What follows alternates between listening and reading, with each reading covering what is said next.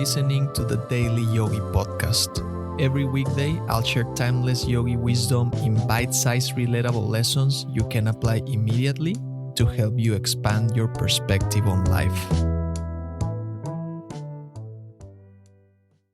The yogi teachers often use simple pictures from nature to convey the deepest truths, and one of the most beautiful is the story of the dewdrop. The image is familiar: water rising, gathering, falling, and returning. The ocean lies beneath the sun. Under the sun's gentle power, a portion of the ocean rises as vapor, invisible and free. This vapor gathers into clouds, drifting across the world, and in time returns to earth as rain or dew. Streams and rivers form, winding their way across the land until sooner or later, every drop finds its way home again to the vast Mother Ocean.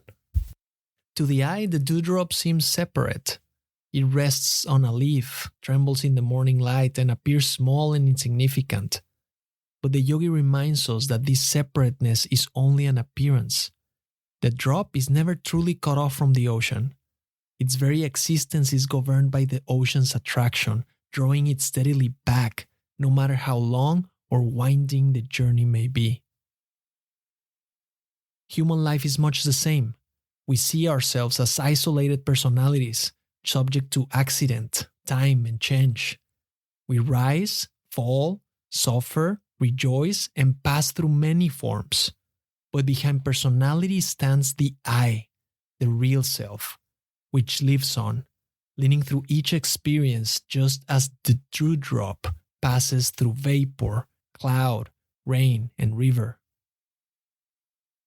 What would it mean to live as a drop that knows its nature? Such a drop would not cling to the leaf, fearing the fall. It would not resist the heat that draws it upward, nor the gravity that pulls it down.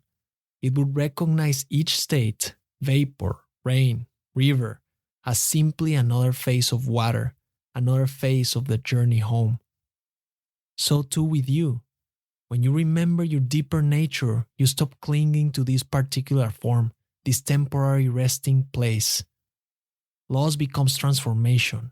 The end you fear is simply the return you've always been making. This illustration falls short of the full truth, but it points us in the right direction. The soul of man is not a fragile drop destined to be lost.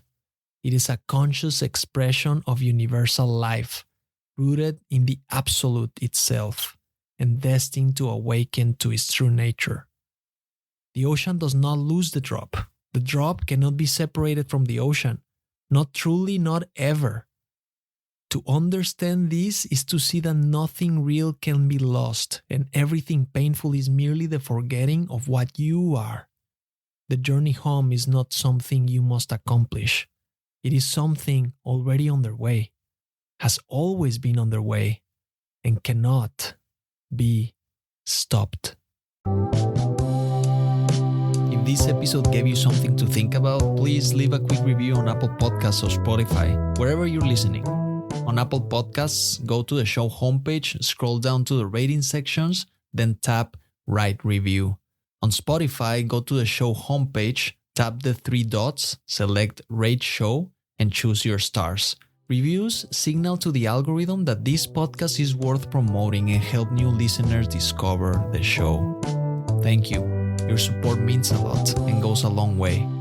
And as always, take this reflection into the silence, and I'll see you next time.